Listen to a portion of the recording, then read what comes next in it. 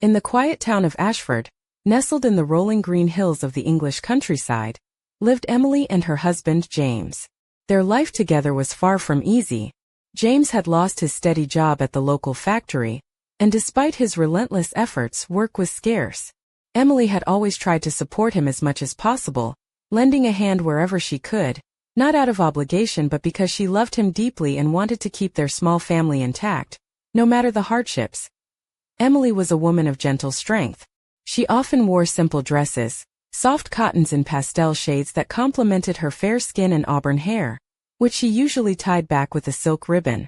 Today she wore a light blue dress that hugged her curves just enough to hint at the woman beneath, paired with modest, low-heeled shoes that clicked softly on the wooden floors of their modest cottage. Around her neck hung a delicate silver locket, a gift from James on their first anniversary, the only piece of jewelry she seldom took off. Their financial struggles were a heavy weight on their shoulders.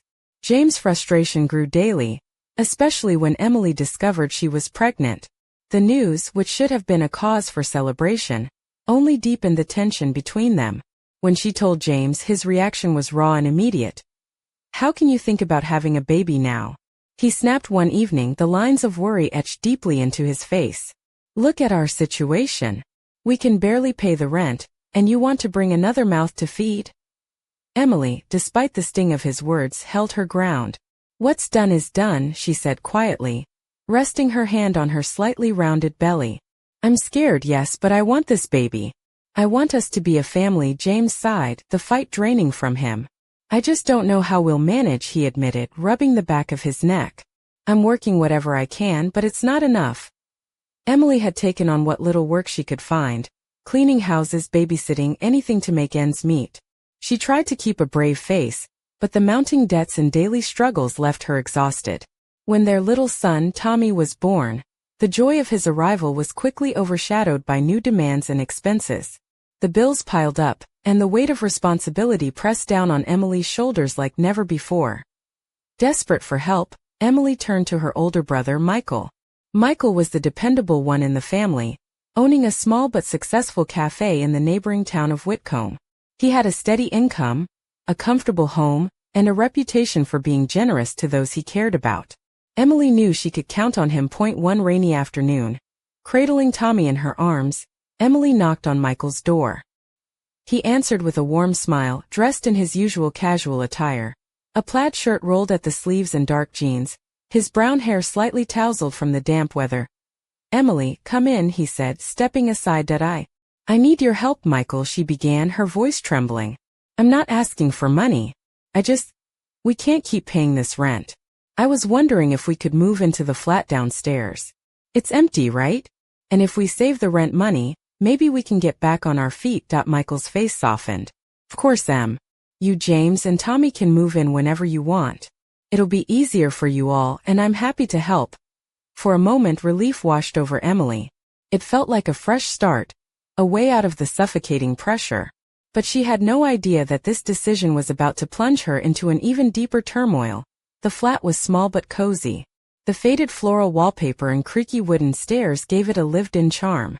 Emily found herself cleaning the place meticulously, trying to make it a home. Michael's wife, Claire, however, did not share her enthusiasm. Claire was a sharp woman, with icy blue eyes and a clinical smile that didn't quite reach them. She wore tailored dresses that accentuated her statuesque figure, often paired with stiletto heels that clicked ominously on the kitchen tiles. Her presence in the house was like a cold draft, and Emily felt it keenly. Claire's attitude toward Emily was frosty, and Emily couldn't help but notice the subtle glances and whispered comments when Michael showed kindness to her family. When James saw Michael's involvement, his pride took a hit. He began to withdraw, reluctant to go out for work, and the tension between him and Emily escalated. "Why should I keep working when he's doing everything for us?" James grumbled one evening, his voice thick with resentment as he slumped onto the worn sofa. Emily tried to soothe him, but the cracks in their relationship were growing wider. Michael and Claire's own marriage was strained, and Claire often confronted James, blaming him for their troubles. One evening, after Claire stormed out in a huff, Michael came down to Emily's flat looking defeated. James, trying to lighten the mood, poured some drinks for them all. Emily joined them, unaware that the seemingly harmless evening would unravel everything she thought she knew. The drink was stronger than she expected, and she woke the next morning disoriented and shocked to find Michael beside her instead of James. The realization hit her like a cold splash of water. What had happened? How had the lines between family and loyalty blurred so dangerously? This night marked the beginning of a dark spiral. The boundaries that once kept their family intact were crumbling. Emily found herself playing a role she never imagined, caught between two men, brother and husband, tied together by desperation, secrets, and a fragile hope that somehow they'd all find a way out. But the question lingered. Was love enough to save them, or was their family doomed to fall apart beneath the weight of their choices? And as the sun rose over Ashford, Emily knew one thing for certain: nothing would ever be the same again. The morning light filtered weakly through the thin curtains of the flat beneath Michael's house, casting pale stripes across the worn wooden floorboards. Emily lay awake, heart pounding like a frantic drumbeat, the events of the previous night swirling chaotically in her mind. The faint scent of spilled whiskey and stale cigarette smoke lingered in the air, mingling with the sharp metallic taste of regret that clung to her tongue. She stared at the cracked ceiling, the silence around her almost oppressive, broken only by the distant hum of traffic and the occasional chirp of a sparrow outside the window. Her thoughts were a tangled mess.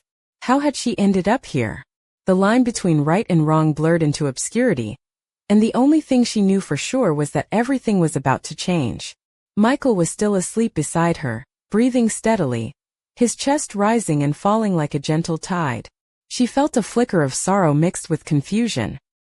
He was her brother, the man who had offered refuge when the world seemed to close in, and yet last night's betrayal was a wound that felt impossible to heal. Emily slipped out of bed, careful not to wake him, and wrapped herself in a soft cream-colored cardigan that fell just past her hips. Her dress from the night before, navy blue with delicate lace trim that hinted at the curves of her waist and the smoothness of her thighs, lay crumpled on the floor. She reached for her slippers, a pair of simple suede moccasins, and padded silently into the small kitchenette. Michael's flat was modest but tidy, the few possessions he kept carefully arranged on shelves and countertops. The kettle hissed as it boiled, and the aroma of freshly brewed coffee soon filled the cramped space. Emily leaned against the counter, her fingers tracing the chipped edges absent-mindedly. She needed to think, to make sense of the chaos unraveling around her. Later that morning, James arrived at the flat, his expression a complicated mix of anger, confusion, and something else Emily couldn't quite place. Was it hurt? He was dressed in worn jeans and a faded green jumper, the sleeves pushed up to reveal muscular forearms marked with faint scars from years of hard labor. His dark hair was disheveled, and his usual confident posture was replaced by a slump, as if the weight of the world pressed down on him. "Emily," he said, voice rough, "we need to talk." She nodded, bracing herself. The conversation was tense, words clipped and sharp like broken glass. James demanded answers, his eyes searching hers for truth she wasn't ready to give. Emily tried to explain, to apologize, but her voice faltered under the weight of guilt and shame. Michael entered then, rubbing sleep from his eyes but sensing the charged atmosphere immediately. The three of them stood in the cramped living room, the air thick with unspoken accusations and fragile hopes. "You don't have to pretend with me," Michael said quietly, his gaze flickering between his sister and his brother-in-law. "I know what happened, and I'm sorry. I never wanted this." James's face darkened. "Neither did I," he muttered, but the bitterness was unmistakable. Emily felt tears sting her eyes. The family she had tried so hard to hold together was fracturing, and she was at the center of the storm. Days passed in a haze of awkward interactions and strained silences. Claire, Michael's wife, confronted Emily with icy glares and veiled threats, her once polished appearance now tinged with exhaustion and resentment.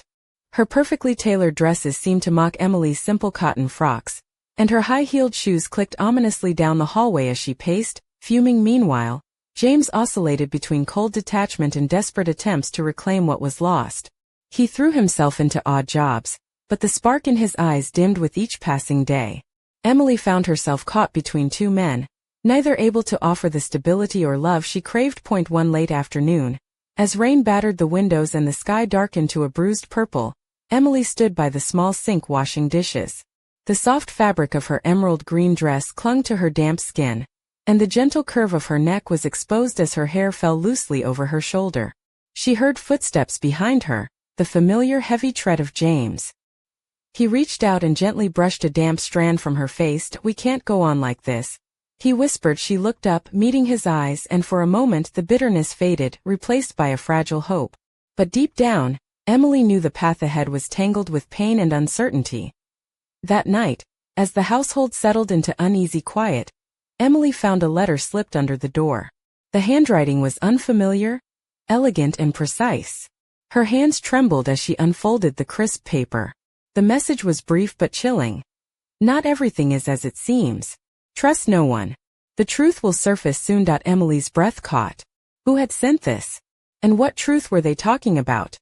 As the wind howled outside and shadows danced on the walls, Emily realized that the dangerous game she was entangled in was far from over, and the next move could change everything.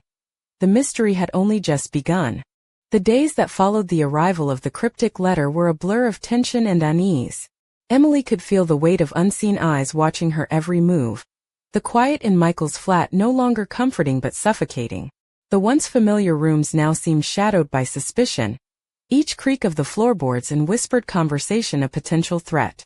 She tried to maintain a semblance of normality, but the strain was beginning to show. Her once radiant complexion had dulled, and the soft glow of her green dress was overshadowed by the heaviness in her gaze. The locket James had given her, a small silver heart inscribed with their initials, felt cold against her skin, a reminder of promises now fraying. One evening, as twilight settled over Ashford, Emily found herself walking alone along the narrow cobbled streets toward the town's small park. The autumn air was crisp, carrying the scent of damp leaves and distant wood smoke. She wrapped her woolen scarf tighter around her neck, the vibrant red fabric contrasting sharply with her dark hair. The park was nearly deserted, save for a solitary figure sitting on a bench beneath the skeletal branches of an ancient oak tree. "Emily," came a familiar voice. It was Claire. Emily froze, heart pounding. Claire was dressed impeccably as always, this time in a sleek black coat cinched at the waist, a subtle hint of perfume trailing behind her. Her sharp features were softened by the dim light, but her icy blue eyes held the same calculating edge. "You shouldn't be out alone," Claire said, approaching with a strange mixture of concern and accusation. "Especially with everything that's been happening." Emily's voice was steady, though wary. "What do you want, Claire?" Claire sighed, a brief flicker of vulnerability crossing her face. "I know things have been difficult for all of us. But this," she gestured vaguely toward the letter Emily still clutched in her hand. "This changes everything." Emily's grip tightened. "Do you know who sent this?" Claire shook her head. "No, but I think it's a warning. Someone wants to stir the pot. Maybe even tear us apart." A bitter laugh escaped Emily's lips. "Like that's hard to do on our own." Claire studied her for a moment and then softened. "Listen, this family, messy and broken as it is, we have to stick together. We can't let outside forces destroy what little we have left." Emily's eyes searched Claire's, looking for sincerity beneath the layers of animosity. For once she found it. "Maybe you're right," she whispered. The two women shared a tentative truce, a fragile bridge over the chasm that had formed between them. Back at the flat, Emily found James waiting, his expression unreadable. He was leaning against the doorframe, arms crossed, his shadow stretching long across the hallway. He looked up as she entered, and for a moment, the anger that usually simmered beneath the surface was replaced by a quiet understanding. "We need to figure this out," he said simply. Emily nodded. Together, but as they began to piece together the fragments of their unraveling lives, the true nature of the threat became clearer, and far more dangerous than any of them had imagined. Late one night, Emily was startled awake by a series of sharp knocks at the door. Heart racing, she peeked through the peephole to see a figure cloaked in darkness, face obscured by a hood. The stranger slipped an envelope through the letterbox before disappearing into the night. Hands trembling, Emily tore open the envelope. Inside was a single photograph, an old family portrait, but with someone missing. Michael's face was there, as was James's and Emily's own smiling face. But Claire was nowhere to be seen. Beneath the photo, scrawled in the same elegant handwriting, "The past you've forgotten is the key to your future. Look closer." Emily's mind reeled. What secrets lay buried beneath the surface of their fractured family? And who among those closest to her could be trusted when the past was a minefield waiting to explode? As dawn broke over Ashford, Emily realized that the answers she sought might come at a cost she wasn't prepared to pay, and that the shadows lurking in her family's history were about to engulf them all. The game had deepened, and the stakes had never been higher. The morning mist clung to the narrow lanes of Ashford, veiling the town in a ghostly hush as Emily sat at the small kitchen table. The photograph spread before her like a cryptic puzzle. The faces in the faded image smiled warmly, frozen in time at a happier moment.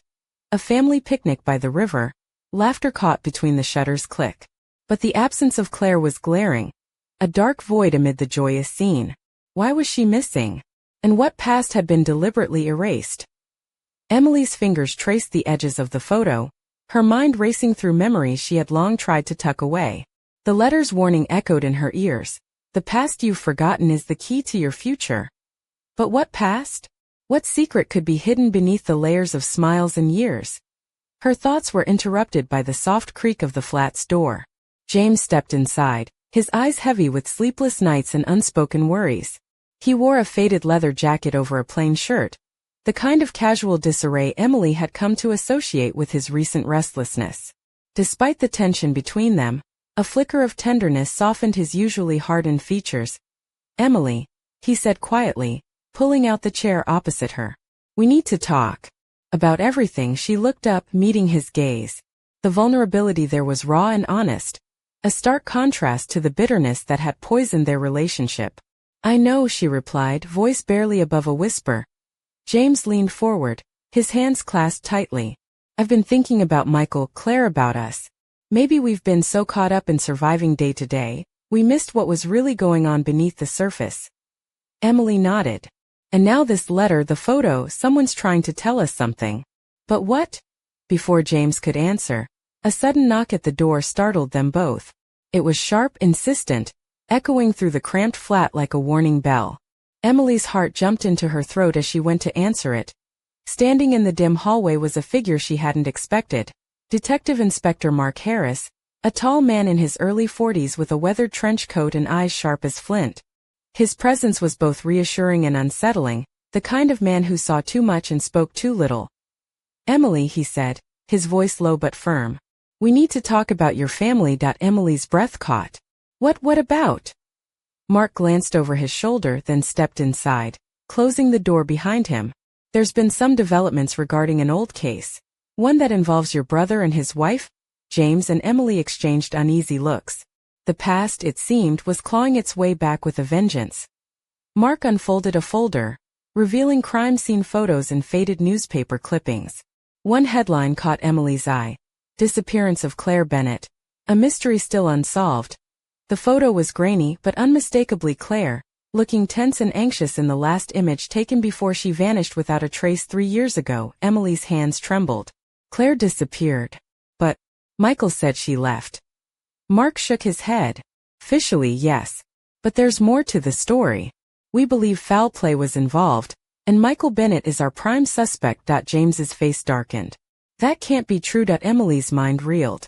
The woman who had glared at her with icy disdain, who had threatened and challenged, was at the center of a cold case that had haunted the town for years. And Michael, her brother, her protector, was now a man under suspicion. "Why are you telling us this now?" Emily asked, voice trembling. Mark's eyes pierced hers. "Because we think someone is trying to scare you all into silence. And because the truth, it's closer than you think." That night, the flat felt colder, shadows stretching longer across the cracked wallpaper. Emily lay awake, the weight of secrets pressing down on her chest. She thought of Michael, the brother who had offered her sanctuary, and wondered what darkness he might be hiding. She thought of James, whose frustration had turned to bitterness, and of the fragile threads holding their family together. As sleep finally claimed her, a shiver ran down her spine, not from the chill in the air, but from the ominous certainty that the past was about to explode into the present, shattering everything in its path. And somewhere, in the silent corners of Ashford, a watchful eye waited, knowing that the game was far from over. The next move would change everything. The following morning dawned gray and overcast, as if the sky itself mourned the unraveling of Emily's world. She sat by the narrow window of Michael's flat, the faint drizzle tracing random patterns on the glass. Outside, the streets of Ashford were quiet, save for the occasional rumble of a distant delivery truck or the soft chatter of early risers. But inside, the air was thick with tension and unspoken fears. Emily's emerald green dress, which earlier had seemed vibrant and alive, now felt like a fragile armor against the storm gathering around her. The fabric clung to her slender frame, the subtle curve of her waist accentuated beneath the lightweight material.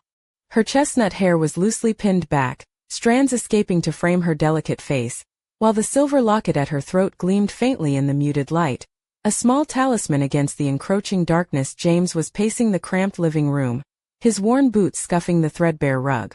His forehead was creased, his usual calm replaced by a restless energy. "We have to find Michael," he said suddenly, stopping by Emily's side. "He's the only one who can explain what's really going on." Emily nodded, swallowing the lump in her throat. "But where do we start? Claire's gone, the police are involved. It's like we're trapped inside a nightmare." Just then, Emily's phone buzzed sharply on the table. She picked it up with shaking hands. The screen displayed an unknown number. Hesitating only briefly, she answered. "Emily," a voice whispered, low and distorted. "If you want to know the truth, meet me tonight at the old mill on Mill Lane. Alone. Come at midnight." Before she could respond, the line went dead. James looked at her, alarm flashing in his eyes. "Are you seriously considering going? That sounds like a trap." And Emily's jaw tightened. "I have to. If this is about Michael and Claire, if there's something I don't know, I can't just sit and wait." Later that night, Emily dressed with care, choosing a slate gray dress that fell just above her knees, its soft fabric shifting with her movements like liquid shadow. She slipped on a pair of black ankle boots, their modest heels clicking softly on the wooden floor as she moved.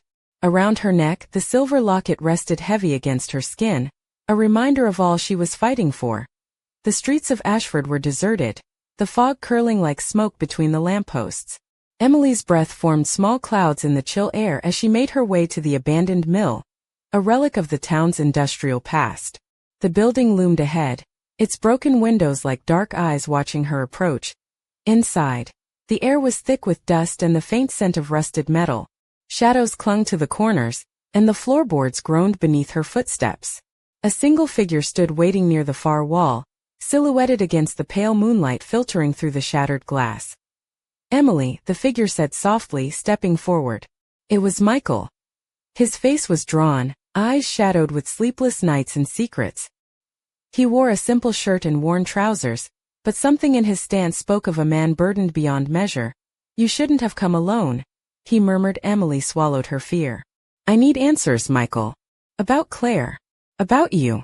About everything." Michael sighed deeply, running a hand through his dark hair. "There are things you don't understand. Things I wanted to protect you from. But the truth is, Claire's disappearance wasn't what it seemed. And now, it's catching up with us all." Before he could say more, the faint crunch of gravel echoed from outside the mill's entrance. Both turned sharply, tension snapping like a wire. A shadow detached itself from the darkness. A man in a dark coat, face obscured by the brim of his hat. "I think it's time you all knew the whole story," the stranger said, voice cold and unyielding. Emily's heart pounded as the pieces of the puzzle shifted before her eyes. The past was no longer buried. It was alive, dangerous, and waiting to consume them. And in that moment, under the ghostly glow of the moonlight filtering through broken panes, Emily realized that the battle for her family's survival was only just beginning.